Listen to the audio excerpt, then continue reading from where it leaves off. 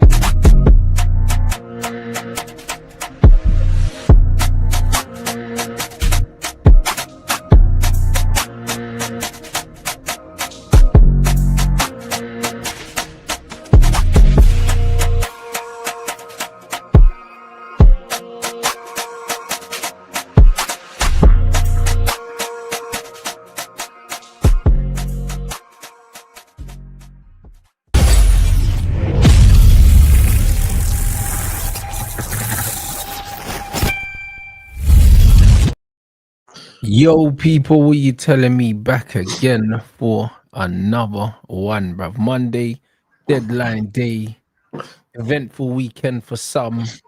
DAPS, what you telling me, brother?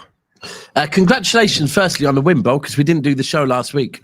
All right, big up, man. Appreciate Congratulations. I watched the fight back, completely dominated. And as for fucking Bradford's answer to New World Order, bro, you need to smash them up in the next fight, bro.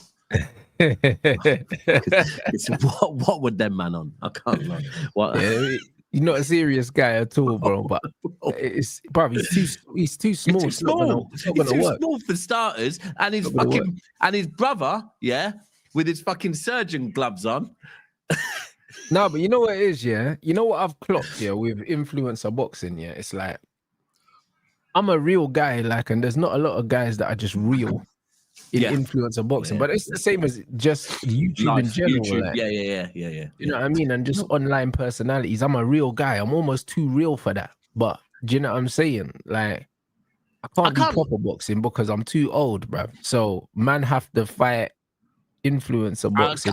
Man have to be around the circus. I could see your brother was entertaining them. I could see you just were like, nah. Oh, I was bored, bro. I ended up just walking out the ring, bro. I heard you say we can have the fight outside. Shut up, you're a pussy, and just dipping. Yeah, that's it. I was like, bro, we can fight right now. I took my gloves off. Do you know what I mean? Nothing happened, so I left the ring, bro. I ain't got time for all that. Do you know what I mean? Yeah. Nah, do you know what? The bad thing is, I actually felt after watching that, it sent me down this rabbit hole of influencer boxing. I didn't realize a chick that I was kind of seeing for a bit fought recently in it as well. Chick called Carla Jade. Oh, I know who she is. I don't like her, bro. How did you put up with her, mate? Bro. Yeah. I watched her fight. She's from the ends, bro. She's from the ends. Yeah, I watched that fight. Bro. She's jarring. That's all. I don't know how. You're a better man than me. Listen, people change, innit? People change. Or they don't. You know the one. Nah, bro. That's the problem. She did change. Like, yeah, I ended up in Barcelona with her once, and by the end of the holiday, it was mad techie. Mad techie. And that was the last time we saw each other. Still looking mad, but no, it was good, man. I was back in the boxing gym today. My first training session, I took the week off. Do you know what I'm saying? And just to kind of let my body recover. Do you know what I mean? And yeah, we're back. We're back in the gym now, bro. Back on the grind, and then we'll see who else is going to get punched up. But so they're not going to be from Bradford. Nah. I'm not, brother. I'm not giving him a payday. Like, if he wants to fight outside, we can just fight. Like, there's no problem. But it won't be for money. It'll be for pride, innit? You know them ones. Like, but no, I'm not giving man a payday, fam. It don't make no sense. Man's got like 200 subs on YouTube. It's crazy. Yeah, for real. So yeah, we're not doing that. Just for anyone saying Carla Jade looks like Ekatike. Like, that's crazy. Listen, when I saw her boxing, I was thinking, wow, I don't know about that. But if you see her when she's not boxing, she looks nothing like that, I guarantee you. Yeah, no, I can imagine. I can imagine she dolls herself up in that, but yeah. Started off as a ringo, innit? Started off as a ringo. Yeah. Well, that's how it always starts, though. Yeah. You know what I'm saying? Real talk. So that's what it is. Have you got everyone in the chat? Anyway, you know let's make sure move on to the fucking get these lights up. It's deadline day. There's a lot of movement going on. Grahey deal agreed by Liverpool. 35 million is cheap. I'm surprised other clubs weren't in for him. Oh, fucking this club. This fucking club. Yeah. I'm surprised was it 35 million though, or is this just Liverpool Echo? They're saying 35 million and a 10% sell-on fee or something like that. But they're not going to sell him on, bro. He's like 28, isn't he? Or something like that. Yeah, they ain't selling him on, are they? They ain't selling him on. Bro, we're just... Anyway, listen. Liverpool aren't my concern right now, bro.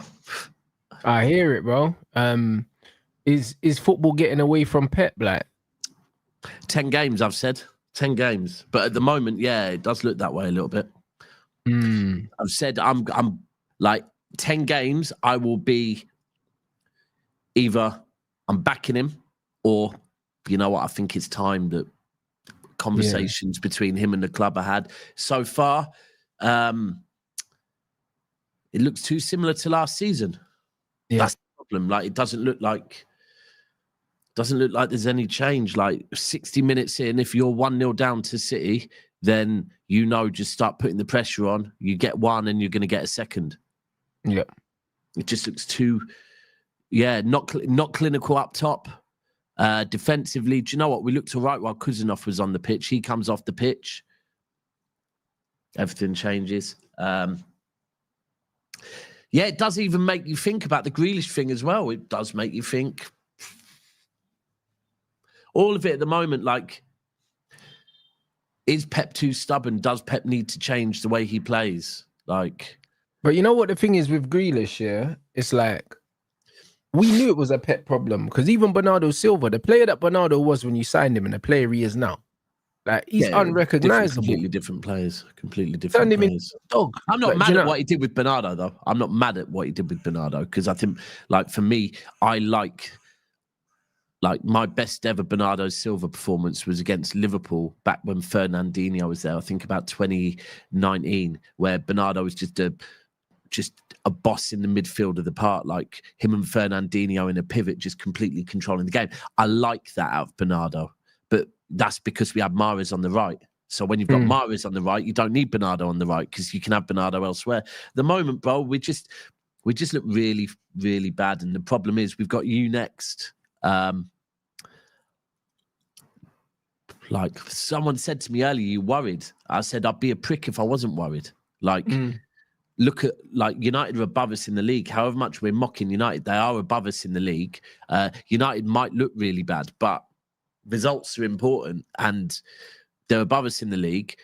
We all know with the Manchester derby, more than any other derby, home or away, it doesn't matter. Like, a lot of teams, you go like, look, if it's at Anfield, Liverpool usually win against Everton. If it's at Everton, they get a draw at best. Same with most clubs, you can do that. With City and United, if you look at United, when they were at their best, City would get results. You look at City when we were at our best, we'd get results. And it doesn't matter whether it's Old Trafford or the Etihad. It's a lottery. And last time we played you at the Etihad, we both went into it in really bad form. You ended up winning 2-1. So, of course, I'm worried going into that. And off the back of that, after that, we've got Napoli and then we've got Arsenal. So we could be 6 games into our season and 1 win, potentially. So it's hard. It's mad, Bo, and it's pointing. I mean, Donnarumma's come in today. I can't act like that's what I wanted. Is that confirmed? Here we go. Yeah, it's got the here we go this morning. Okay, I didn't see that. Yeah, Edison. Yeah, I think it might have even been. It was either really late last night. He's doing his medical in Italy today. Edison to Turkey, right? Edison to Fenerbahce. Yeah. Went to Fenerbahce in the end. I think they ended up offering a bit more than Galatasaray did. Okay.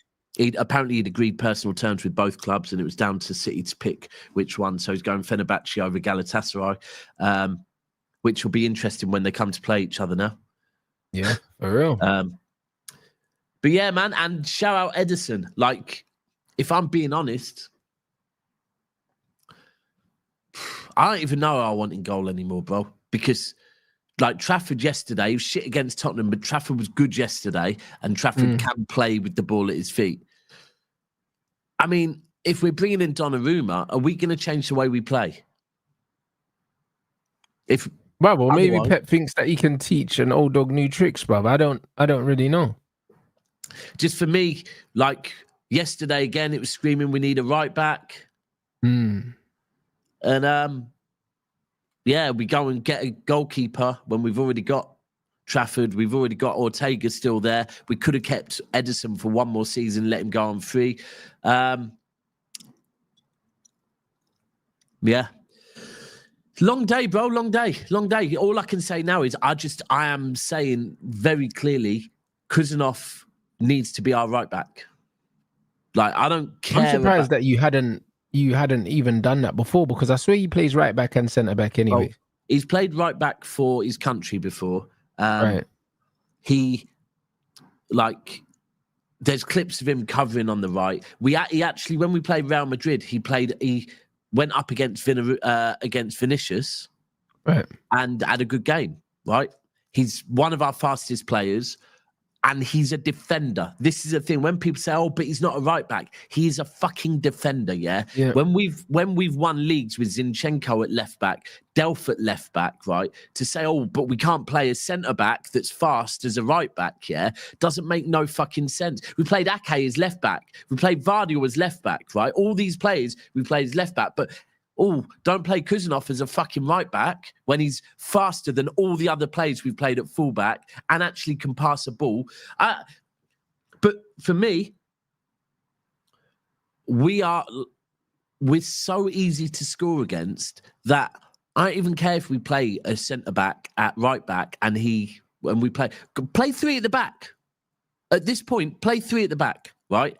Let Ait-Nouri bomb forward and give the width on the left. And then play Bernardo and Bob, or Bernardo and Savio, or Cherky and Savio, or Cherky and Bob on the right-hand side. That's more than enough width. At the moment, with how we're conceding goals, the last of my concern would be playing a fullback that can get further up the pitch. I'd be thinking now we need to stop teams from scoring. We're so shit. Well, our line's too high. And this is where it is on Pep. That, bro, this is you. Like... We can talk about the quality of our players, and I'll agree with it, but this is on Pep. Like, the high line is on Pep. Playing a midfielder at right back is on Pep. It's not on anyone else. He's not the first manager to do it, though. A lot of guys have done it. Do you know what I'm saying? A lot of guys keep doing it, bro. Like, Liverpool had a midfielder at right back yesterday who scored the winner. And if it works, they get the credit. But if I've seen Partey at right back. I guess we've seen Caicedo at right back.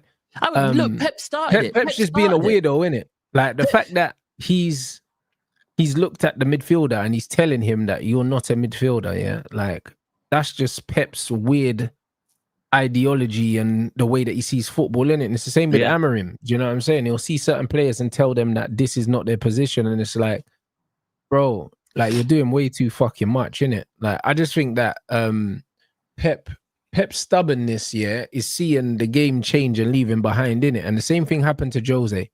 The same exact thing happened to Jose. Yeah, facts. One day he was just past me and Cass was saying this yesterday. Sometimes managers do get to the point. And look, when Pep came to City, when he came to City, I thought we'd have him for 3 years, right? Because he'd been at Barca for 3 years. He'd done Bayern for 3 years. There's no way I thought he'd end up staying at City for 9 years, right? He looks tired. We'll see. Like I said, listen, I'm not Pep out, and you'll never hear me saying we need to sack Pep. But after 10 games, I'll be very clear on if I think Pep and the board need to sit down and come to a mutual agreement. Because at the moment, like, for me, he does have the credit in the bank that not many other managers do have. He does have and the important credit in the bank for me is the change from first season Pep to second season Pep. Because at the end of the first season Pep, everyone was saying he's not going to do it in this country. It's not good. It won't work, right? And second season, we went and got 100 points. So because of that, I'm giving him a bit of time. He's got credit in the bank. But yeah, it really isn't like we need... The thing, right, the one thing I would say is that's making me think maybe he will adapt is there's been little changes. Like, everyone was adamant that they wanted to see Bernardo Silva dropped, and they wanted to see a midfield of kind of Gonzalez, Reinders, and Cherky, right? Yep. Everyone was saying, oh, we want to see that. He did that against Tottenham. It's like he was like, okay, no problem. This is what you lot want to see. And quite simply, there was no experience in the middle of the park whatsoever, and it wasn't good enough. Same with yesterday. Everyone was saying they wanted Diaz dropped. People are saying Diaz is injured. I'm not believing these things that Savio, Edison, Diaz, all players that, seem to be being linked away from the club or being asked to be dropped, have conveniently not been able to play, right? Yeah. But Diaz dropped yesterday. Kuzanov came in. Now, Kuzanov actually had a good game yesterday. But there's no mistaking it. Like, Diaz is looking really... And this is the thing with players as well. Players can drop off. Like, Diaz was cold when he first arrived, but... Yeah, he was. But without Walker's pace defending to protect and even him, Walker, he kept Walker far past his sell-by date as well. He didn't replace him. A year and a half. It's Pep's confidence in not confidence. Confidence is the wrong word. It's his trust in the experienced players. Now, the one thing I did say this morning, right? Because there's people that were classed as the Unks at sea. It's Kovacic, Bernardo, Gundogan, and De Bruyne last season, right? And everyone was saying they wanted the Unks out. Now, whether you like it or not, the Unks at the back end of last season got us third. If I look at currently this season, De Bruyne's gone, Gundogan hasn't played, Kovacic hasn't played, and Bernardo got dropped for one of the games. We've got rid of the Unks. Has that really changed anything for me? No. In fact, I'll be honest with you. I think we're missing Kovacic at the moment. Kovacic for me was one of our better players last season. The football kind of looks the same, like, do you know what I mean? Yeah. So we know it's not a personnel issue. It's not them. It's the way we play. Do you know what? I saw something the other day, right? Just randomly, Haaland at Dortmund, and Dortmund had a corner against them. Someone headed it clear, and Haaland instantly just put the burners on, sprinted the full length. Someone played him through, scored. Mm-hmm. And then you look at the other players we've got. We are probably a counter-attacking team now. We should be. But it's like Pep don't want to do that. And even against Wolves, we looked more like a counter-attacking team. But then after that, it's like, nope, we just go back to doing what we were doing before. Things work, and then they get changed back slightly. It's like Pep naturally starts tinkering it back to, no, let's keep possession. Let's make sure we keep possession and move the ball about. And it's like, bro, but it worked playing that way. Why are we changing back to this way?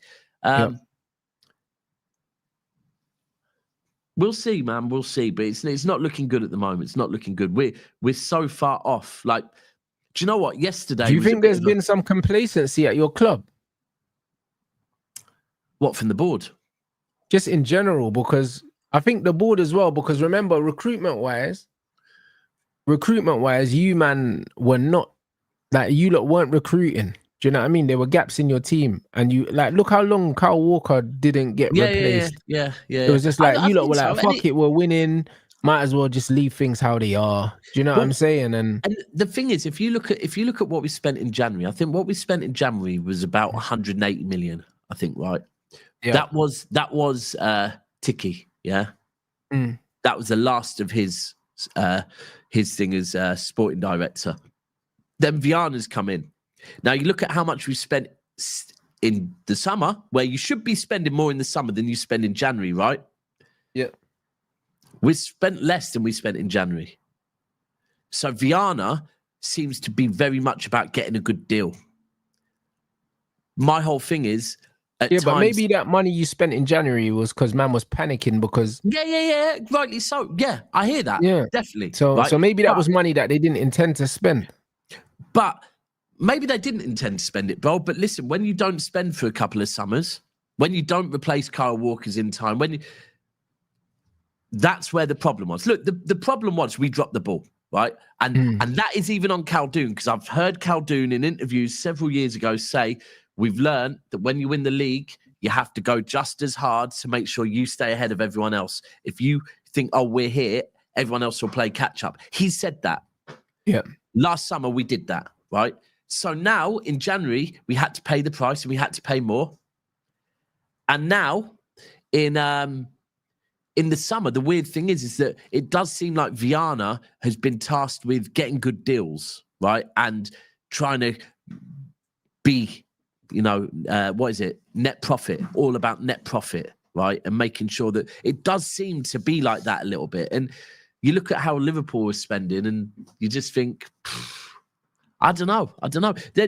It's weird because are some of these players for Pep or some of these players... This is what I'm saying. I think a new goalkeeper, I feel like you're building for life after Pep. Yeah, it's just like people looking at Liverpool spending. Liverpool's spending is not sustainable. Like they're not gonna spend like this long term. This is their rebuild spend.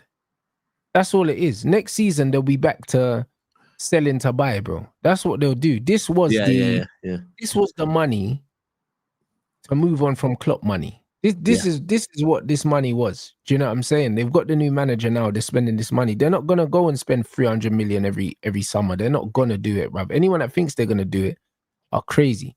That there's absolutely no precedent been set by them to suggest that they're gonna spend like this moving forward.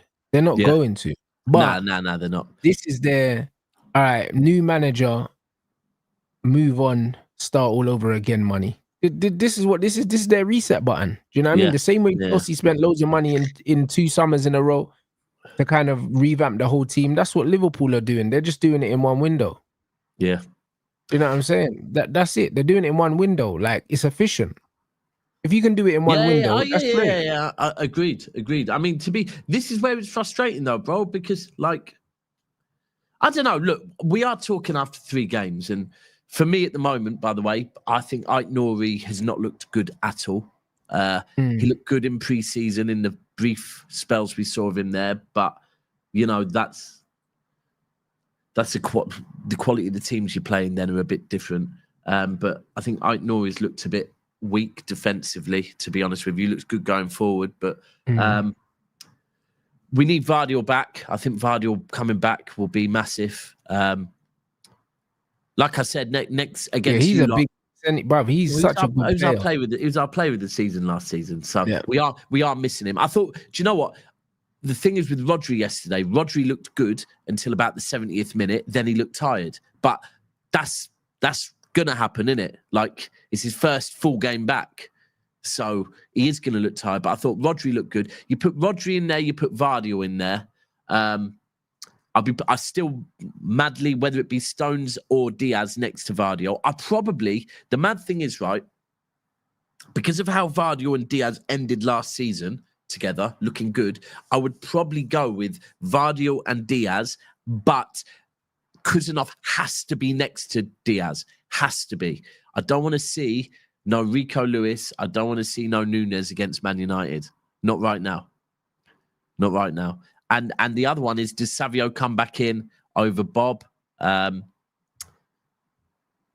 Phone's injured at the moment, by the way. Pep clearly prefers Bob. Like, do you know what I mean? I don't know what. So why didn't he let Savio go? I don't understand, because you've got enough players that can play on that wing. You don't need to keep Savio, and it's clear that the manager doesn't trust him, innit? Yeah. The whole Savio thing for me is mental. Like, over 70 million for Savio. He's not that good a player. That's where it looks at the spending a bit. It's like they spoke to Rodrigo's camp, looked at what they could get for Savio and thought, nah, we'd rather keep Savio than have to spend whatever we'd have to spend on Rodrigo, maybe the wages. I wanted a reaction yesterday. We didn't get the reaction. We need a big reaction against you lot now, like a huge reaction. Like, I'll be honest with you, I don't need to be no scrapey 2-1, no scrapey 1-0. I want us to wipe the floor with you, like, you know, like back when Haaland and Foden hat-trick settings. Yeah, that would be the final nail in Amarim's coffin if he's still here, innit? But I just can't see it, bro. I'll be honest, bro. I just feel like we're probably gonna turn you over, bruv, the way you're playing, and I don't know why. Like, it's one of them ones where when I've been watching United, United are one fortunate game away from putting like 3 or 4 past someone. They just because of the players we've got in it. Yeah. And bro, I could just imagine, bruv, just the way we're playing, bro. The way I want this manager out, I could just see us turning City over, and then everyone just going on like everything's fucking great again, bro. I could fucking see it, bro. No. Like, see, and whereas with me, I'm being real with you. I can see Haaland feasting on you lot. Just Haaland, by the way. I'm not talking about us having, but I can see Haaland taking shit personally and Haaland getting a couple. But like I said, it's a derby, and it's one of them ones where it's on Pep again. We have to, if Pep goes in there with a high line again, long day. If Pep goes in with a high line against you, doesn't play Kuzanov, I can see you lot getting something. I can. That's Kuzanov's so important, man. Like, when he was on yesterday, I actually think the second Brighton goal, if Kuznov was still on the pitch, they didn't score that. Kuznov would have covered it. But without Kuznov, we're just so slow at the back. And that's where it's so mad, Rants. If you've got a slow defenders, don't play a fucking high line. Facts.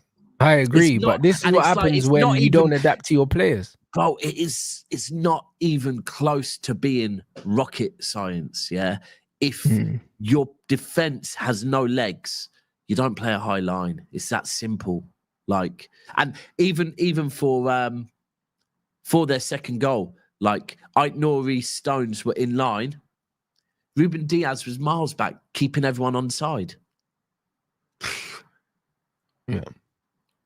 So, but let's be real on yesterday, by the way. Anyone that's saying Brighton were like quality, Brighton were not quality. For 60 minutes, Brighton did fuck all. Yeah, they just had a good spell towards the end of the game.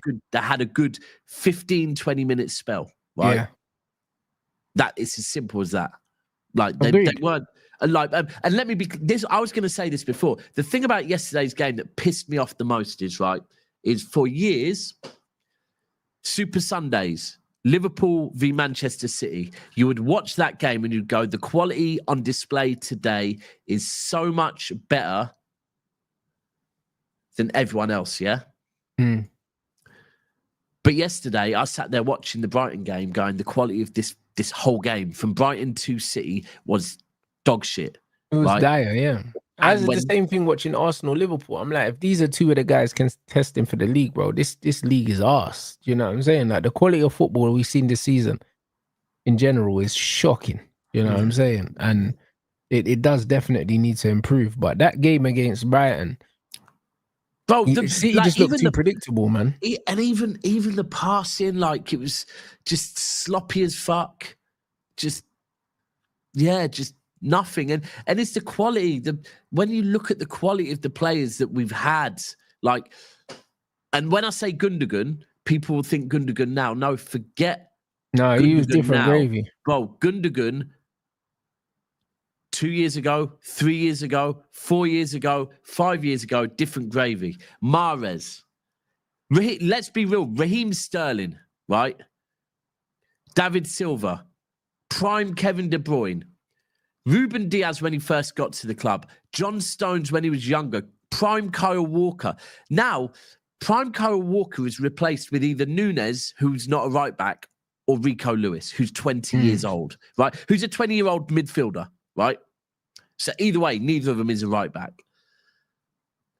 We've got Ruben Diaz, who it is a joke when people say, oh, he's more bothered about Maya Jama. But the joke is becoming no longer a joke. It's a fact. He does seem more bothered about what he's doing off the pitch now. Like, it's not a joke anymore. When people say it, at first it was like, I'll stop trying to get clicks. It's not trying to get clicks. The guy looks more fucking bothered about what he does off the pitch than what he does on the pitch. And by the way, he's just got a new mega contract based on what he's doing off the pitch, not on what he's doing on the pitch. Stones looks like a player that's played less minutes last season than Nico O'Reilly. Aït-Nouri, look, he's the one that I'll probably hold back on a little bit because he's only been at the club for 3 games.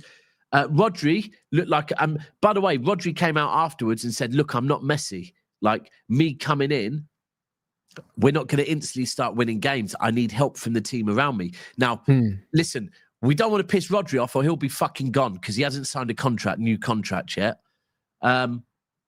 Marmoush, I was saying I wanted Marmoush to play on the left. Nah, he's not a winger. Marmoush. No, he's not. You need Marmoush, bro. I can't lie. Marmoush down the middle, and Erling on the bench, blood. That's when you play your best football, bro. I can't lie. So when you're talking about Erling doing stuff to us, bro, I don't rate Erling like that, man. He missed a couple. I hear you, bro. He missed a couple easy chances in the Brighton game. He has, but bro, he's still scored. What is it? 3, or is he still top goal scorer in the league this season? No, you're right, but it's just sheer volume in it with Erling, though, man.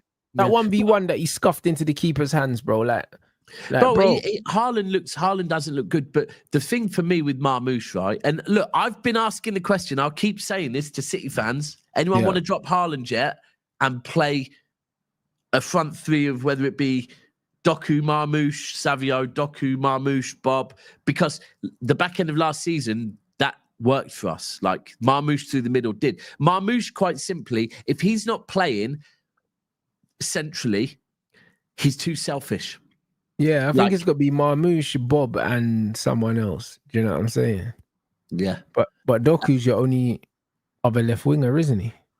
Or I know it sounds mad because Pep is not going to do this. 3-5-2, 4-4-2. Play Haaland and fucking Marmoush through the middle. Play them both. Play them both through the middle. Because at the moment, like, you really could. Right, let me just sit and do this really, really quickly. Right, the back three of Vardiel, Diaz, Kuzanov. There's a back three sorted. Straight away, we've got pace in the back. Ait-Nouri on the left, Bernardo on the right, Rodri, Reinders, and let's say Foden, because Chirk is out in the middle, and then Marmoush and Haaland up top. There we go. Ait-Nouri is giving the width on the left, whether it be Bernardo or if it's Cherky or Foden on the right, giving the width on the right. Reinders, Rodri, and the other in the middle. Perfect. You know it is though. Pep won't do that, will he? But the thing is, you see with Erling, Erling's not a link striker in a two, blood. So that's the only thing. His profile means that he can't really play with a partner unless they're a facilitator. And Marmoush ain't a facilitator. Marmoush is a fucking shoot on sight centre forward, innit? Like, so. I mean, he facilitated okay for Ekitike. Worked great with Ekitike at Frankfurt.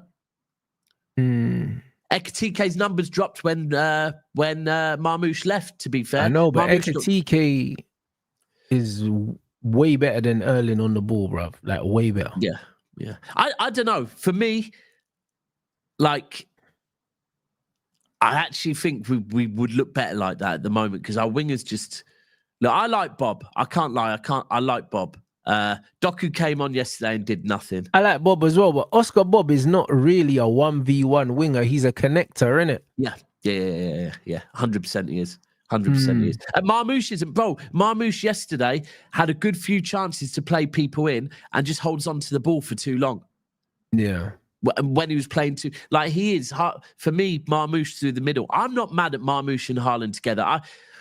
Look, I keep asking on my channel, is it time we drop Haaland yet? But it's hard to drop a player when they're scoring goals, they're contributing, they're scoring 88 goals in 100. Yeah, it's very difficult to drop them because even if they've had a stinker like yesterday, if Haaland wasn't on the pitch, could it have been 2-0 to Brighton? Maybe. So, but he definitely needs to up his clinicalness because at the moment he's off the boil as well. He is. I hear that.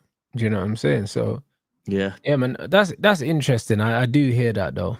I do hear that. Big up everyone inside the chat as well. Gonna need 1,200 in here. Let's get these 500 likes. News coming in saying that is that Eagle supposed to be Guehi's replacement? Because they're saying the Crystal Palace is collapsed, blood. You know what I'm saying? Now waiting for outcome on Crystal Palace's side. So what the hell? I guess this is why teams want to sign their fucking replacements before they let team players go. Do you know what I mean? How's that move collapsed? I mean, that would be great if that could happen, please. But yeah, that's mental, bruv. Do you know what I'm saying? And I must have backup lined up. Yeah, that's mental. Oh, the Brighton centre back. Okay, and they're saying United wanted to swap Sancho and Martinez, or they spoke about it. Do you know what I mean? They're saying Sancho rejected a permanent move to Villa. Of course he would, though. Do you know what I'm saying? Like the people that are managing him, yeah, you need to understand they probably wanted to try to leave on a free so they could get a big signing on fee. Do you know what I'm saying? It looks like a money move, but the problem is Man United triggered the +1 in his contract, blood, so we can't walk for free next season. Do you know what I mean? United are like, fuck that, we're getting some money for you. So I rate the way we've done business there. Do you know what I'm saying? So it's one of them things where next season he needs to find another club on a permanent basis, and we need to get some money. Yeah, I mean, that's what needs to happen. I'll be honest.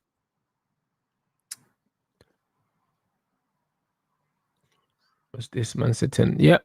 And no, the Ten Hag sacking, guys. Oh, that is mad.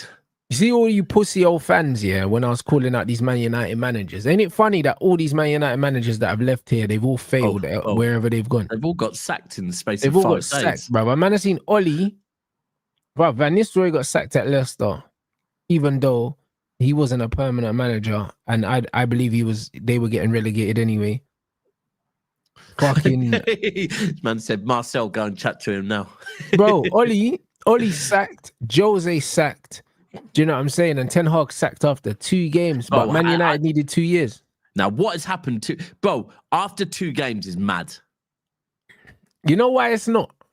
Because if you actually know how German people are, yeah, then it's not really, it's not strange that they just sack him straight away, bro. Because their man just don't give a fuck, bro. Yeah. Just the reality is, like, culturally, he probably just wasn't the right fit there, and he rubbed up too many people the wrong way, and they just said, "Yo, he has to go." Yeah. You know, I reckon, well, let me have a quick look. Who are we talking? Bayer Leverkusen. Yeah. So I presume they lost both their games. No, they drew. Now they drew one of them. Yeah. Fucking hell, yeah. Do you know what? I reckon he must have. There must have been, I reckon, a disagreement as well. Do you know, like one of them ones where someone at the board someone from the board, maybe the sporting director, spoke to him after the game, and the way he has responded, they've just thought, nah, do you know what? We ain't gonna work out together. Oh, yeah, he didn't have a he didn't have a good preseason as well. So he got slapped by the under-21s of some club, innit? Didn't he? But I can't remember what club it was, but he got packed in by some under-21s and that. Like, he had a bad preseason, but you know what it is? Culturally, they probably just said, yo, this guy ain't a good fit. He don't speak well. Do you know what I'm saying? And the thing is, he couldn't speak English. He can't speak Dutch, bro. He definitely don't speak German. So I think it was just one of them things where culturally they were just fed up of him and his ways, bro. Because he even done the SEG thing, trying to bring in SEG players to the club. They've got Echeverri, haven't they, from us? Oh, have they? Yeah, got him on a season-long loan. Man. But he hasn't started yet. I think he came on. He came on yesterday. But yeah, I'm not mad. I'm not worried about it. But let's see who they get now. Let's see who they get. But I guess he fucked up 2 games, lost the first one from a winning position, and drew the second one from a winning position. A winning position. Wow, fair enough. So that's what I'm saying. So man lost and drew 2 games. He got sacked already. That is 2 games is mad. I can't lie. Amazing.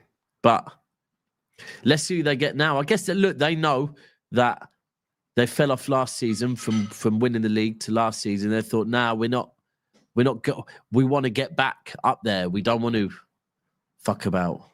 Yeah, 100%, bro. Like, they're a team that has been in a title race for 2 seasons. Do you know what I'm saying? So because of that, like, yeah, they're not going to accept this shit. And this is what I mean. Like, when I'm seeing Leverkusen got higher standards than Man United, like, it's fucking worrying, bro. Do you know what I'm saying? Because we should have sacked our manager after the Tottenham game. We really should have sacked the manager after the Tottenham game. And I think that this is a good example for football fans to show these guys that, yo, you don't have to wait until the house is fucking burning down before you make a change.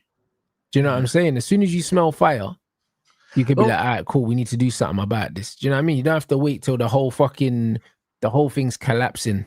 So, like, Leverkusen, whoever they bring in next, they'll salvage their season, bro. Because a loss and a draw, that's pretty much the same record that Man United had before we got the win against Burnley. A loss and a draw. Like, it's not even salvaging your season at that point, because the season is still there for the taking. Someone said 3-1 up and the team got a player sent off, and then they ended up losing, drawing 3-3. Yeah. And I bet you it wouldn't have just been that. After the game, sporting director would have spoke to him, and his response would not have been the response he was looking for. So they would have just said, nah, you know what, let's just knock this on the head right now. Yeah. See, someone said to me earlier, Like, do you think like Pep is guaranteed to stay this season? I don't think Pep is guaranteed to stay in a job this season. Yeah, but I can't see City sacking Pep. I think Pep's got to walk. Now, that is what I could see happening. That I could see if it got to a point where, like, I think if it got to a point where, let's say after 10 games, because like I said, we've got you next, Napoli, Arsenal, right? Based on what I've seen so far, we ain't beating Arsenal. Napoli at home, who knows? You lot, similar to Napoli at home, who knows?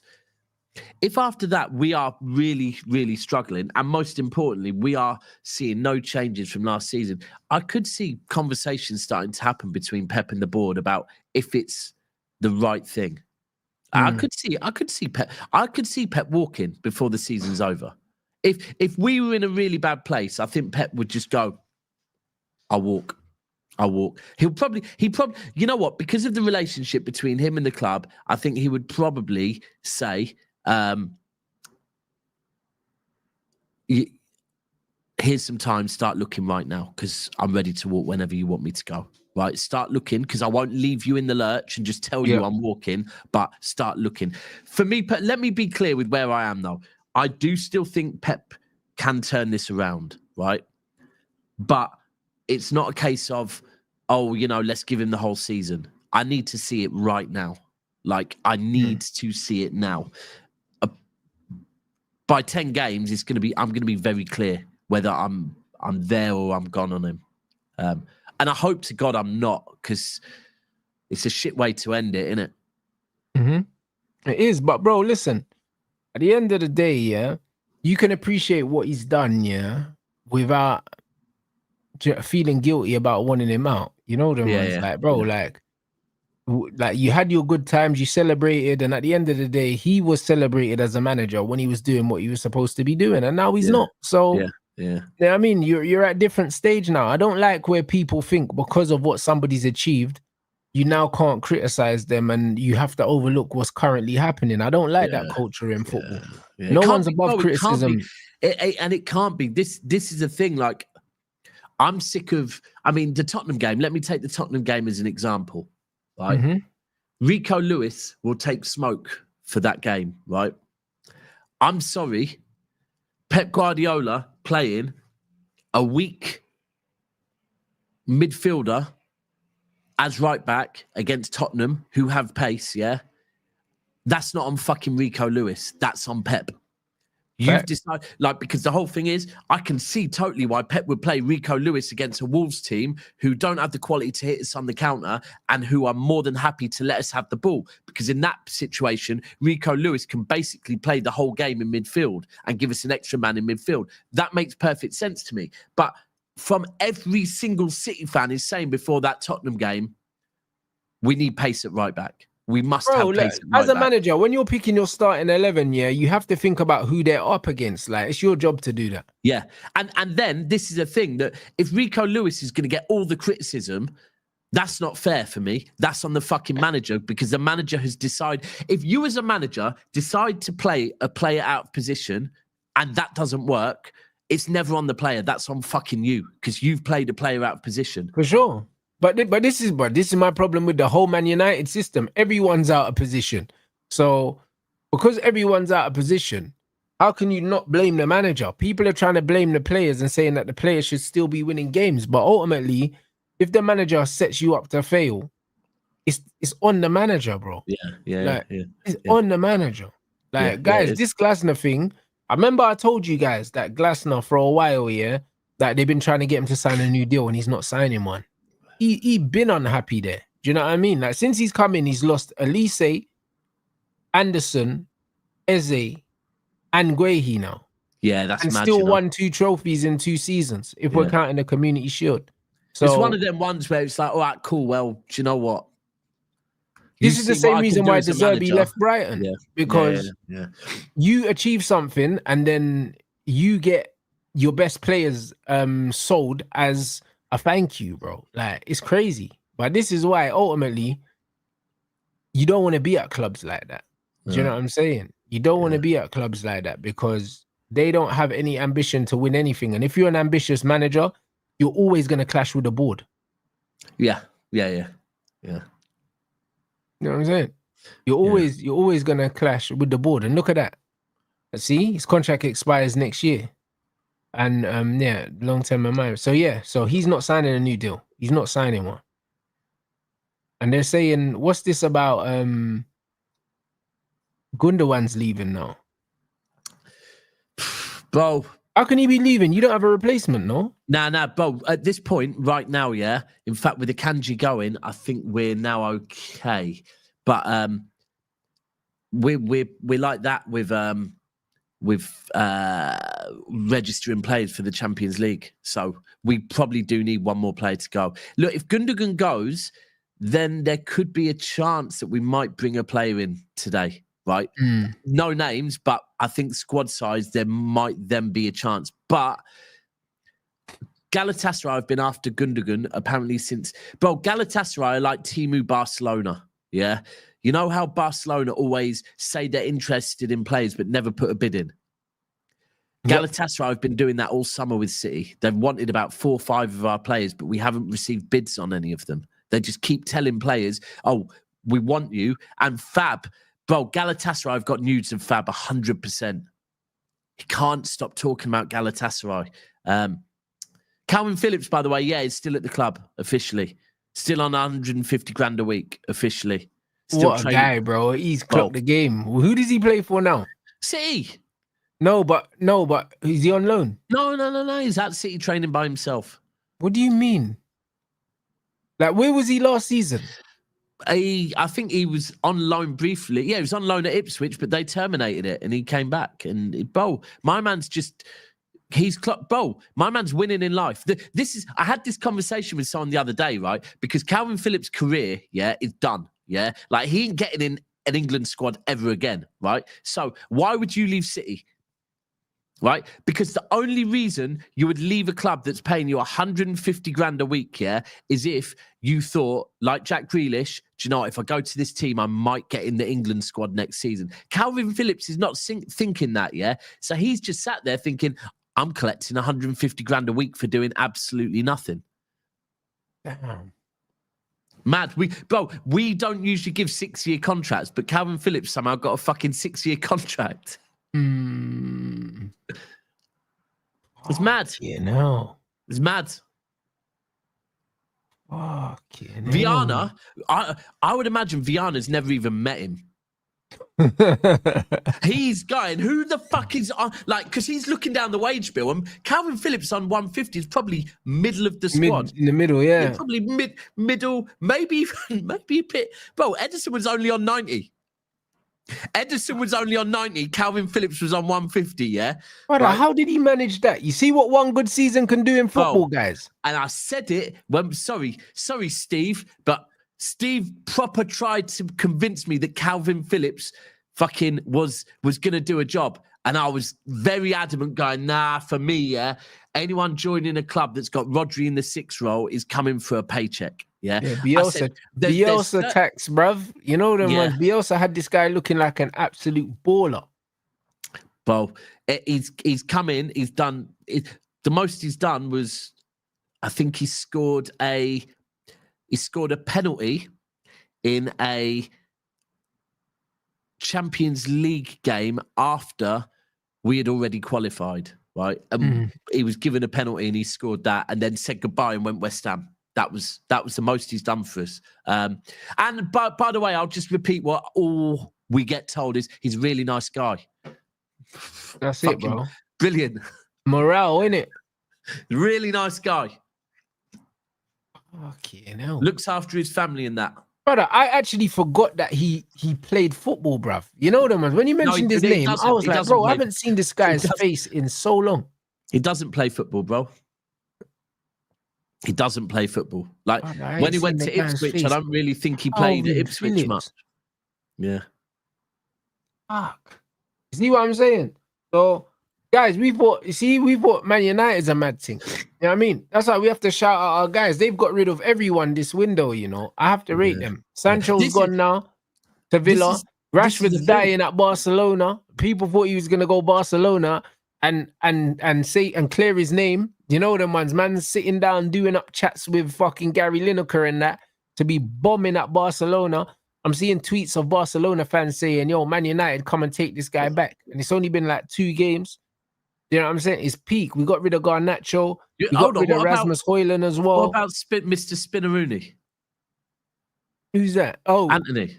Anthony's gone as well. We got rid of him. We got 25 mil for him as well. This morning, I woke up to a here we go. 25 mil plus 50% sell-on clause. Yeah. And by the way, this is a mad thing. I do think. Right. So the problem is that John Stones, is like of an age, and with all the injuries that he gets, like John Stones, if he stays fit, he's on the plane to the World Cup, just quite simply because defensively England are really shit. John Stones, if fit, will be on the England squad. He's got 1 season left, so he knows he can go on a free next season, right?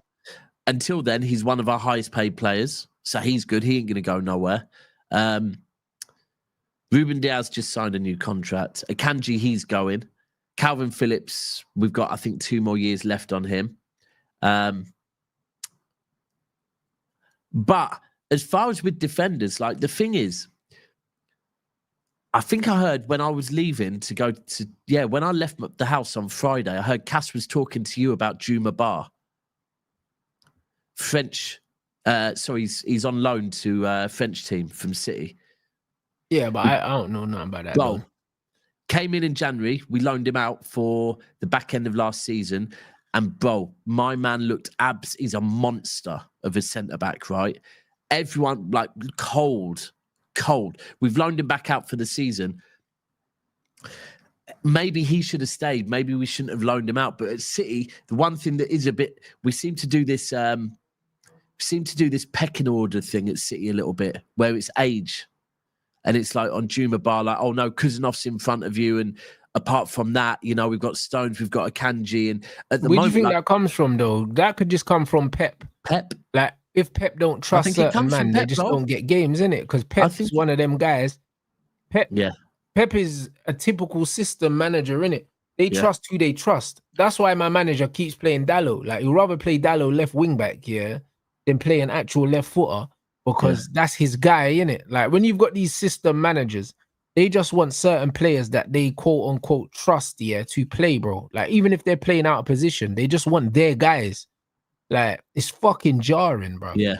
And it is like that. It seems to be a bit of a pecking order thing, where for me, like, I'm gonna keep, and when I say Kuzanov, people will go, oh, like, is he really that good? Trust me, Kuzanov compared to, and this is not Ruben Diaz. When I'm talking about Ruben Diaz now, like, Ruben Diaz with Kyle Walker worked perfectly. Ruben Diaz by himself, and with a high line, and no pace in the defense, Ruben Diaz does not work. Could Ruben Diaz work with Vardiol next to him and Kuzanov next to him? Yeah, I think he could, because he's still that old school defender that will throw himself in front of a ball, right? Yeah. But he needs Kuzanov's pace, and he needs Vardy or Stones' ball playing. You just need to move your defensive lines closer together, but Pep won't change. Yeah, or change your whole system, right? Either way, right? Like, put Ruben Diaz at a low block team, he'll be a great defender, right? But we've changed, and Pep ultimately, for whatever reason, wants Ruben Diaz to adapt, and Ruben Diaz can't adapt. But next season, I think we'll see him. I think that's where we'll see Juma Bar come back. I think it'll be Vardiol, Juma Bar, and Kuzanov will probably be our first 3 centre backs next season. Now, Ruben Diaz just signed a new contract. Ruben Diaz is there for the long haul. Who am I kidding? Yeah, bro. Who would have thought, bro? You know what? It would have been better if it was someone else, at the top of the Premier League, other than City, because, bro, it's been a while since I've seen City struggle. It's like City have come through and they've just been on an upward trajectory, and this is your first time of being on a downward trajectory probably since you came into since you came into the money, really, because the trajectory's always been upwards. So apart from like obviously, it's a bit of a humbler now. I can't lie. Last season, I had a complete. Last season was my humbler, right? And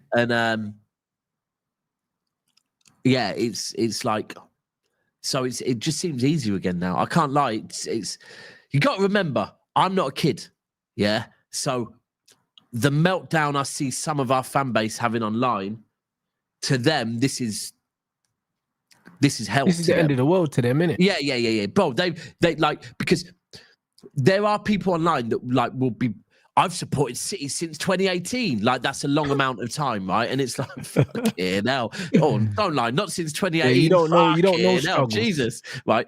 Bro, my struggles were different to like, bro, my struggles were different to if you were to probably get a lead, I don't know, a team that have been in the Championship. Bro, I supported this team from fucking the 80s, yeah? I've been to the third tier of English football. I never, ever, ever thought that I would win a trophy in my life. As a kid, I'd never thought I would. Bro, that sounds like banter. It's not banter. I hear it. I went to football on a Saturday because my dad took me to football. No disrespect, but when people mention players like Sean Wright-Phillips, yeah, or go, oh, were you there back in the days of Sean Goater? I'm like, nah, bro, that's way too commercial for me. I was there back in the days of fucking David Rocastle, yeah, when I first started going to Manchester City. Most of you lot probably didn't even know David Rocastle played for us, right? Keith Curl, Gary Flitcroft, Georgie Kincladze, Uwe Rossley, Niall Quinn, Paul Walsh, right? I was there in the 80s. I am old. I'm 43, bro. I'm 43. So I've been there a long time. And I went to football because my dad told me we go to football on a Saturday, right? So we went to football on a Saturday. That's just what I did. I didn't go there like thinking, yeah, we're going to win something. I didn't, even games, like, it didn't ruin my Saturday if we lost a game as a kid. Yeah, because it was just one of them things that you knew could happen. Yeah. Bro, this is it. Some of the players, do you know, Schmeichel, Seaman, even them, they were in the like early 2000s, bro. So that was recent. But I always say this, yeah. 65. I'm 43, not 65. Fucking hell. But these men are idiots, man. You young G's ain't got no respect, you know. But the thing is, yeah, I say this all the time, right? You know the saying, what is it? Is it better to see or hear and lose your eyesight or your hearing, or to never see or hear at all, right? I hear it, yeah. And I hear it, yeah, because back in the day when I first moved down here and round all my mates that were Arsenal fans that lived down here, and they'd get all like, literally, I'd go to the pub with them to watch, say, Arsenal v United. They'd lose, and then they wouldn't say a word the whole way home, right? The whole weekend would be ruined. And I'd look at them going, you know what? This is where supporting City's all right. It doesn't ruin my weekends. Them man, there's almost the entitlement. You just didn't have that. Do you know what I'm saying? But now, all of a sudden, we lose, and my weekend's I feel fucking like shit. Bro, that's the opposite for me. When I was growing up, when United lost, I felt like my week was ruined. And now when United lose, bro, man, just go to the kitchen and get some food, blood. Because, bro, I'm so used to us being shit, bro. Yeah. I'll be honest. I'm so used to us being shit. And also, it's, you know what it is, yeah? It's not just that we're shit, yeah? It's that the mentality around the club has shifted. You know them ones? Because if you, man, remember, like, the Tim Howard era, yeah, we were also shit. You know them, man? Yeah. Like, we were shit. But the difference was... You weren't shit, though. No, but we were still shit, bro. So Ruud van Nistelrooy won one Premier League. Like, do you know what I'm saying? So it's one of them ones where we were shit, bro. But the difference was, because Sir Alex Ferguson was in charge and he still held the club to the highest standard, even though we were shit, we still had the mentality that this ain't good enough. We need to get better. Bro, now... the mentality of the club I hear what you're saying there. Do you know what I mean? The mentality at the club is these men are clapping this fucking loser manager that lost the final to Spurs. Do you know what I'm saying? Yeah. Like, just losing games, picking shit teams, and they're clapping him, bro. Yeah. I hear, bro, and that's where we need to be careful right now, because, like, if I step out a second, Manchester City, it's like someone said, Pep should have gone 2 years ago. 2 years ago, would be 2023, right? It would be September the 1st, 2023, yeah? 2 months ago, we won a treble, right? If we were 2 years back, 2 months ago, we would have just won the treble. And no one's saying Pep should go 2 months after winning a treble. If we go a year ago, that would have been a perfect time to leave, though. It would have been. Bro, at the time, I thought he would go, yeah? But he had a year left on his contract, right? And to be fair, he stayed and he did a 4-peat, right? So again, if we go back a year, yeah? Not 3, 4, 5. If we go back 1 year and 3 months, we just did a 4-peat. Right? Something no one else in Premier League, no one else in English history have ever done, right? So we are where, when you talk about that period under Fergie, yeah, where you didn't win, you won 1 Premier League in X amount of time, yeah? In like 4 or 5, it's like 4 years or something like that. Because Rude was with us for 3 and a bit seasons, I think. Yeah. Or maybe 4 seasons, and we only won one Premier League, and I think that was the only trophy we won in that time, bro. Because I think that's the only trophy we fucking won, bro. I think that was the Vodafone Tim Howard era, blood, where we had bare keepers and Tim Howard was shaky, blood. I beg you, put up this Mohammed. We have history. Don't compare us to you, Don. Yeah, Mohammed, my G. I'm sure you've probably supported Man United for 5 minutes, but if you want to talk about history, because I presume you probably get your history off of watching knobheads on YouTube that don't know history, yeah? No, facts. Yeah, one FA Cup, 1 Premier League. That's all we had, bro, in that time, and that was in like a 4-year spell. That's a drought for Man United that I grew up. You know what I'm saying? Look, 2001 to 2006. That's what I'm saying. Man won 1 Prem in that time and an FA Cup, bro. We were dying. That's us dying, bro. That's United dying. And you know what? This is we didn't feel like we didn't feel like that. When you think about that, yeah, you see this 5-year period, yeah, brother. Please understand, yeah, that in the last 5 years we've won more trophies now than then. Yeah, but it feels worse now because the standards aren't there. Yeah. Do you see what I'm saying? If you look at that period there, right? That you're saying that was 5 years, right? We are just 15 months ago, we just done a 4-peat, right? 15 months ago, we just done a 4-peat. 26 months ago, we just done a treble, right? So where we are right now is a bit, probably not as bad as you were in that period, right? But it was okay because you were still there, yeah? Yeah. That's where we are right now, right? We can't allow us to become where Manchester United are right now, right?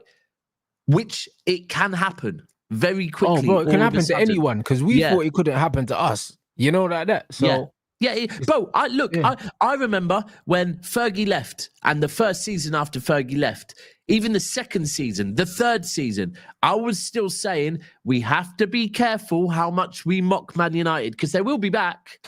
Like, they will be back. And it's only when it gets to like, fucking hell, do you know what? Maybe they're not going to be back for a while.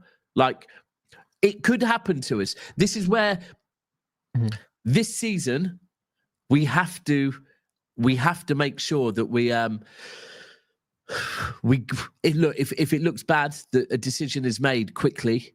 And I think they've already got a list of the managers they're looking at. They have to. Bro, listen, I believe, you know what I believe?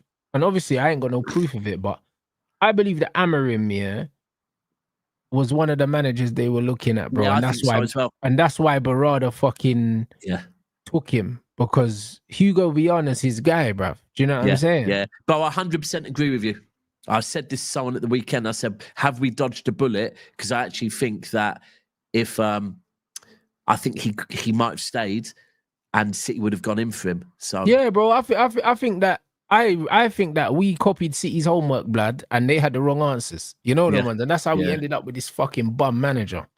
Yeah, I hear it. Because I think so. Because Barada was so adamant, that he wanted Amorim, even though he weren't the director of football. Like, he made a footballing decision, and he's not a footballing guy. So I think he must have got the idea of City. He must have. Yeah, and this is what someone's just said there. It's never going to happen to City because they don't have parasite owners. I am hopeful that you're right with that I do think our owners will not allow that to happen, right? Yeah. Like, for me, Man United's owners are long may it continue, because I fucking hate United, but they're the scummiest owners there are out there. They give zero shits about football, zero shits at all. Whereas at least our owners, I think they do care about winning stuff, because at the moment, maybe it is valid to say we still have to care about winning stuff because we have not become as established just yet. Like, we're getting there, but the lucky thing with Man United is they've got generations of fan bases globally. 100%, and your momentum's slowing down right now, and you kind of need to keep it up. Yeah, we do. You need to keep it up. So it'll be interesting anyway, bruv. Do you know what I mean? It's going to be interesting to see what Liverpool do. Obviously, Liverpool got Isak now. They might have Guehi. They're saying that Crystal Palace might pull the trigger and pull the plug on the deal because the player they thought they were getting has decided he's going to West Ham now. So, wow. I don't know. This is going to be an interesting last couple of hours, guys. What time does it close? 7 p.m.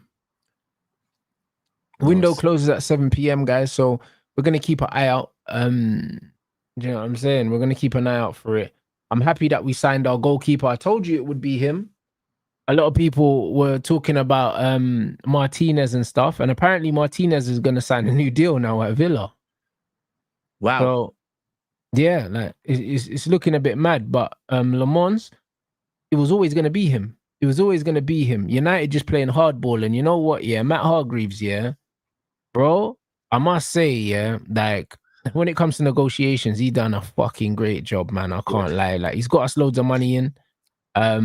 He's got us players out, and Man United have notoriously been a horrible salespeople, bro. So to get that money for Garnacho with a sell on, to get Anthony gone with a sell on, we've got sell-ons for bare people, and they said that we've made a shitload of money in sell-on fees as well. Look, so yeah, no, we've done our thing in this window.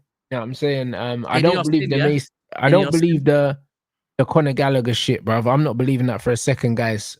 So I wouldn't even. I was seeing Conor Gallagher being linked to Crystal Palace. What, is he being linked with you lot now? Yeah, he got linked with us on loan. Do you know what I'm saying? So it's foolishness, bro. You know what I'm saying? Like, we're not in for him. It's his agent doing foolishness, yeah. Oh, maybe they're buying for your next manager. They're getting him in for Southgate. You're crazy. You know what it is? He's an Amorim player. That's why we're not signing him. They're saying that Man United have that money there, and they're only buying who they want in it. So it's one of them ones where hopefully we get a mad bomber in the next fucking hour or so, bruv, to make my day in it. That's all I can say, because the money's there. We know the money's there now. By the way, just quickly, Belieber yesterday was nowhere to be seen. Didn't see him. Brother, since he's been linked to Man United, this guy is not, he's just, bro, he doesn't give a toss, mate. Like, yeah. And this is why sometimes you can't keep unhappy players in it. And the thing is, he's on 12 grand a week, bro. I can understand why he's fuming. You know the one. Like, I can understand it. It's not like Isak that's on 100 and something million. What's he on? He's on 12 grand a week. Yes, bro. That's at Brighton. Zinchenko was on. But so I can understand why. That's mad. He's at Brighton, and Man United have come in, and he's agreed personal terms with United. I can understand why he's fuming. Yeah. You know what I mean? I can understand. Like, if you're Isak and you're on 120 or something, 130, it's a different story. Like, you see when people are saying, oh, Eze and Guehi, they've been model professionals. Bro, they're at good clubs with good owners that pay them well. Do you know what I'm saying? And they're probably close to their family as well. Do you know what I mean? I'm assuming that he's a London guy. Do you know what I'm saying? Eze's from London, so he's around his family anyway. Like, it makes sense that these guys would be happy there. Do you know what I mean? But if you're fucking Baleba, you're in Brighton, bruv. Oh. There's nothing in Brighton. You're not from Brighton. You're not from London, bruv. Do you know what I'm saying? Someone said slyly, bro, he's going band to band for some YouTubers are stunting on him. I'm not... On who? Baleba. You see what it's true. Oh. That's mad. It's true. Yeah, that is you would as well when you know that if you went to Man United, what you lot are easily 100. He's getting 100K at Man United. He's gonna get 100K, bro. He's getting 100 grand at Man United. Oh, yeah. An extra 90 bags a week, yeah. And the key is, yeah, this is not like an extra 90 bags from 300 to 400, yeah. This is from 10 to 100, yeah. Yeah, it's different. Bro, that is different. That is different. 100%. Hell, that's mad, you know. But that's what I mean. Gray, he's from South London anyway, so he's in South London. Of course, he's not gonna throw a tantrum, bro, because like he's around his family. The Baleba thing is completely different. You see what I'm saying? So, like them two being happy in South London when they're from South London is completely different to a brother that's from Cameroon that's living in fucking Brighton, bruv. Do you know what I'm saying? Well, he don't want to be sharing no plane with any of the other players going back to Cameroon. Yeah, he don't want to be sharing planes with them because he's going to be like, nah, you're not going to be turning up with certain bags, and he's going to have a Nike backpack on. You know, this is what I'm trying to say. He's got a wash bag that he actually got free at the hotel or something. They're all LV wash bags and that. He's like, bro, I've got to carry a bag. Yeah, and man are saying that he wouldn't have they wouldn't have time to replace Baleba, but bro, they keep subbing him off anyway. So it's like he's not even playing right now. When he's on the pitch, he's not playing. Like he looks like a different player. He's not playing right now. Like I watched the game. He was nowhere yesterday, bro. You didn't see him. Yo, someone said they actually played better when he went off. JD bag for away games. Yeah. Now, honestly, yeah, it's one of them things where like his head's been turned and you can completely understand it. Do you know what I'm saying? He's been subbed off 2 games in a row and he was their talisman last season. So it's one of them ones where, bro, like, obviously it's looking like United aren't doing any more business, but at the same time, bro, it would just be like Man United to do a madness. After Liverpool have done the Isak thing, even though I don't think, I just don't think that he's going to have the impact that people think he's going to have, because that would just be too easy. Yeah. Well, do you know what I'm saying? Look at Vert so far, bro. Yeah, that would be too easy. That if he just went there and he hit the ground running and he was scoring hat-tricks every week, like doing what Erling did when he went to Man City.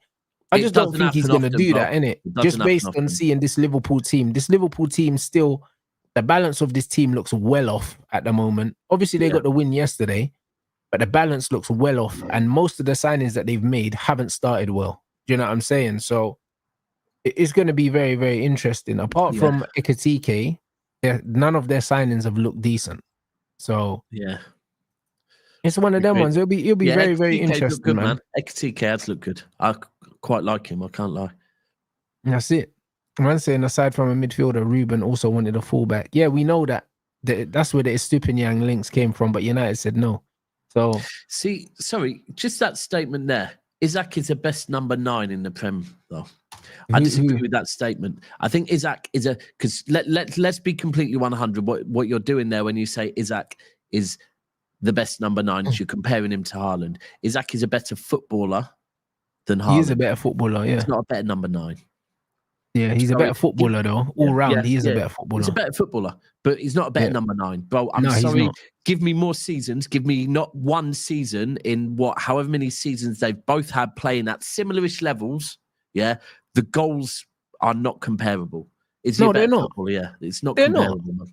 Do you know what I'm saying? Like, the thing is with Isak, you know what it is? Because he's a well-rounded player, and when I say well-rounded, he's a striker that's kind of not really a striker. Yeah. Like not really a winger. Like that's why I think him and Nicholas Jackson are the same kind of players. He just scores more goals. Yeah, you know they are similar. He's just a Jackson that scores more goals. That's what he is. I'll be real. Like that's why I think people overrate him. Like he's just a Nicholas Jackson that scores more goals, bro. Like when I watch Isak, like I don't rate him like that. I never have. Do you know what I'm saying? Like he'll get goals and that. But it's like when I'm watching him, yeah, and I'm talking about all-time Premier League great strikers, yeah, he's not getting nowhere near it, bro. Like, it's just that in this era, there's just not many good all-round players. It's either now in this era, it's either you score loads of goals, but you've got no all-round game, or you've got a good all-round game and you don't score goals, like Xerxes. You know them ones, like all-round game. Xerxes fucking amazing. I love watching him play, but he don't get stats. So because he don't get stats, man are not gonna rate him. Like that's just what it is. But when it comes to just pure footballing ability, bro, like he's an absolute joy to watch. I love watching him play football. But you don't get GA. So and let me when people in the chat straight away, you're talking about Premier League. I actually was talking more than Premier League, because we can do before either of them came to the Premier League. Look at where both of them were. Look at the clubs, because they've been at very similar clubs, right? And look at how Haaland has outscored him every season. Now, you will then say, but Haaland has been playing with the likes of KDB, with the likes of... Okay, last season was, I think, the only season Isaac might have outscored Haaland, but he also might not have, you know. By the end of the season, they were pretty much level, right? We were completely dysfunctional last season, and Haaland was playing with a KDB that, let's be completely 100, was shits last season. Doku, who couldn't find Haaland well, he will never find Haaland. He's still looking for Haaland, right? And Savinho, who was just trying to shoot all season. So I'm sorry, if we're talking as a number 9, Haaland is substantially better as a number 9. If we're talking overall as a player, Isaac is a better footballer than Haaland, right? He is. He is a better footballer. I'm never, ever going to disagree with someone. But a lot of players are better footballers than Erling, but they're not going to get the goals that he gets. Yeah. Exactly that. You're 100% right. But that's why people need to differentiate, bro. Like, you know what I mean? And also, different strikers, different players have different facets of their game. Like, I think Isak's closer to like a Nicholas Jackson. Nicholas Jackson's movement is better, but Isak, his finishing is better. You know them, man. Woody, when you say DAPS, I fully disagree. I don't even know what you're disagreeing with, because I'm saying as a number 9 whose job is to get goals, just go and look at the stats. If you're talking about who had a more functional team last season between Newcastle and Manchester City, bro, Newcastle were a very good team last season, right? Who looked a lot better. Isaac is a better footballer. He's not a better number 9. He is not. Like, and furthermore, fuck it, I'm just going to throw it in there. Let's talk about mentality, because it is important. It took Isaac how many seasons to get up to speed? Because in Haaland's first season, he came in and we won a fucking treble with him. He broke every single record in the Premier League there was. He was Golden Boot in the Premier League and the Champions League. It's not comparable. It is not comparable. Like, so you can have, he's a better footballer. He's not a better number 9. It's the job of a number 9 is to score goals. And this is Woody a Liverpool fan or a Newcastle fan? He's an Arsenal fan. God damn, you must be pissed. But then. He loves Isak though. He loves Isak. Don't get me wrong. You know, I don't know why. I don't know why. Because you know what's mad as well. You see, when I look at all of these guys, these quote unquote strikers, and like, bro, we're talking about Isak's definitely a better footballer than Erling. He's not a better finisher. He's not a better number 9. But then if we're talking about footballers though, then João Pedro's a better footballer. So João Pedro's a better footballer than Isak.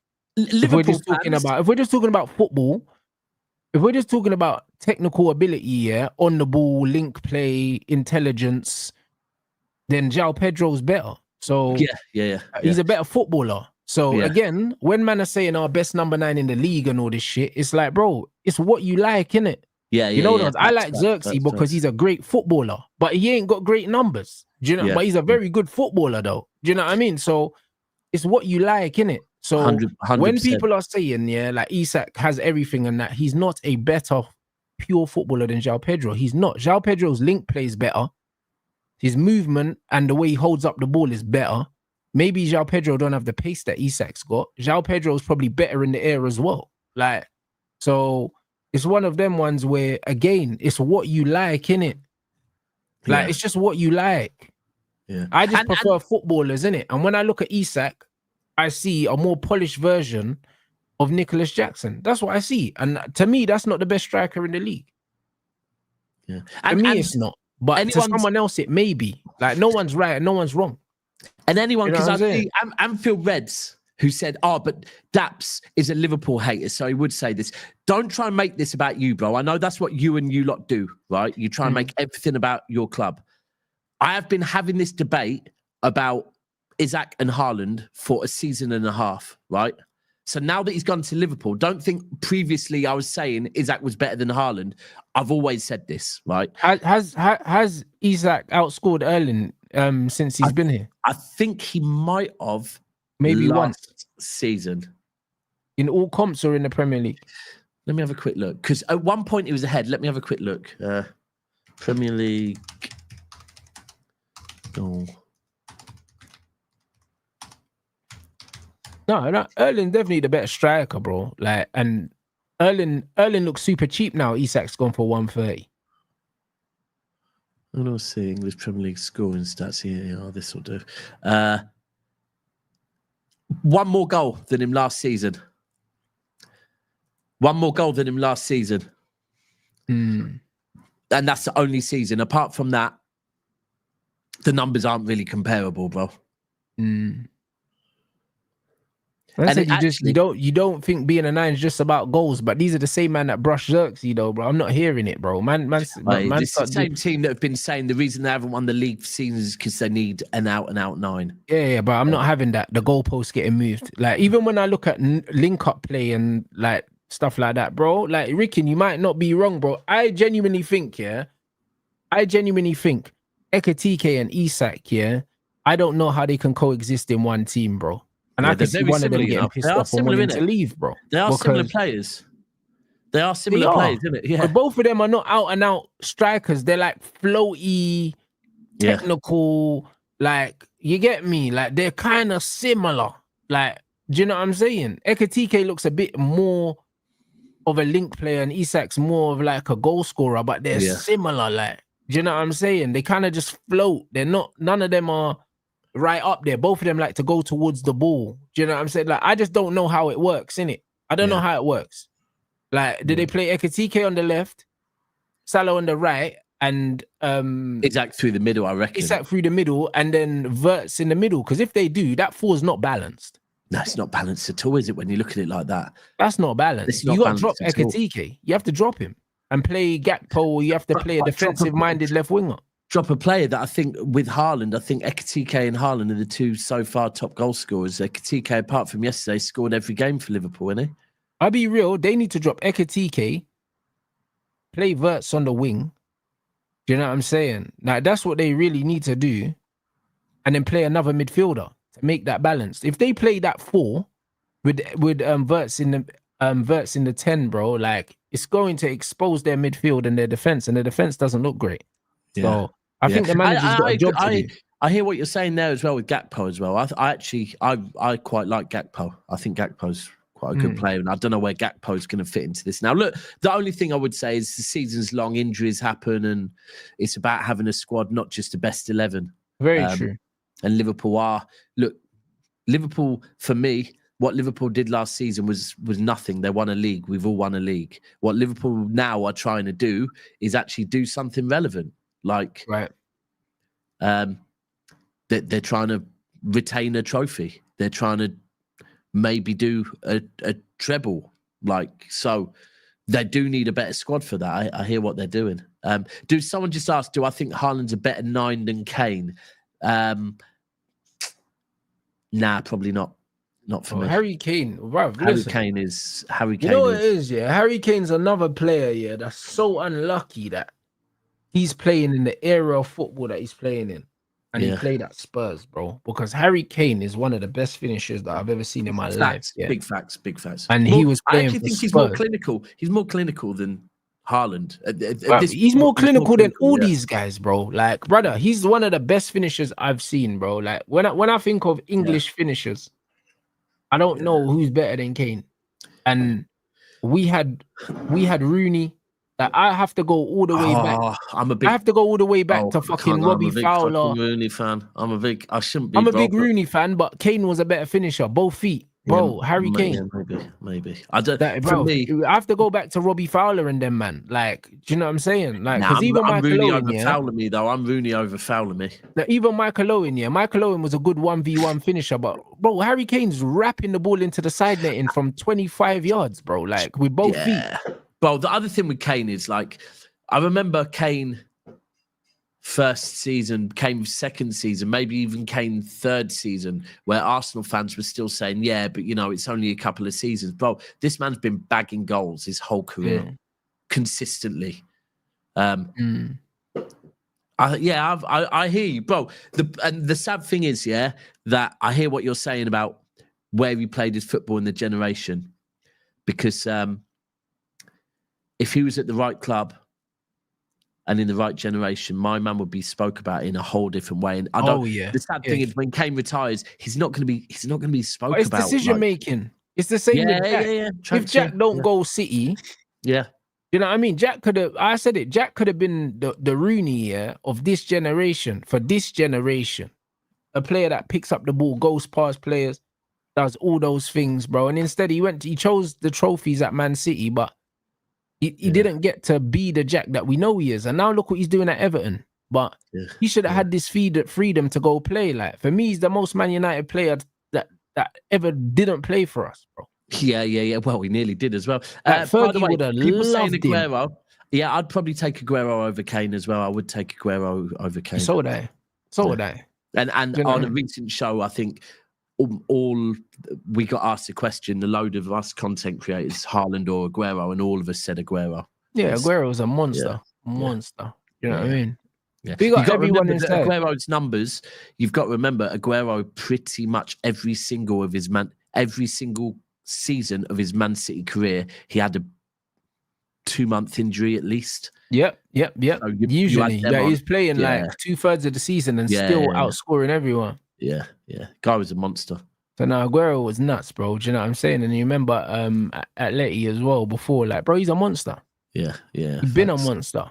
Yeah. You know what I mean? So, yo, big up everyone inside. We're gonna redirect as well to Footy Talk with Don people. I don't think I've spoken to him. Since the Garnacho Here We Go. So this is gonna be an interesting one. Let's you know what I mean? Let's see how fucking shameless this guy's gonna be. Do you know what I mean? Make sure you subscribe to DAPS and Steve's channel. We are the South Stand. The link is in the title.